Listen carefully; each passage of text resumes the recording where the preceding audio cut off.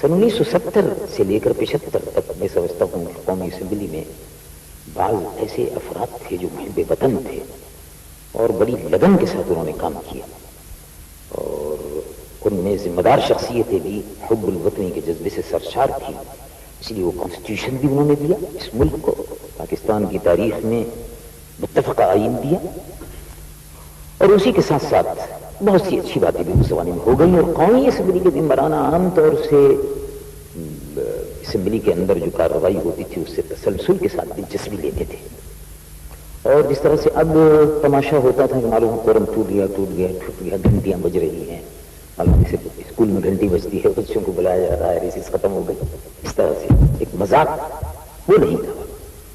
تو ذمہ دار افراد کو اگر منتخب کر کے قوم بھیجے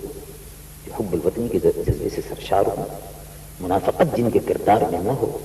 تو یقیناً بہتر نتائج جس کے برآمد ہو سکتے ہیں. تو یہ دیکھتے ہوئے کہ قول اور عمل کے تضاد رکھنے والے افراد منتخب ہو کر جاتے ہیں، دیندار لوگ جو تھے، دینی جماعتیں جو تھیں، انہوں نے دل بیٹھ کر اس کو سوچا اور اس کے بعد یہ طے کیا کہ ہمیں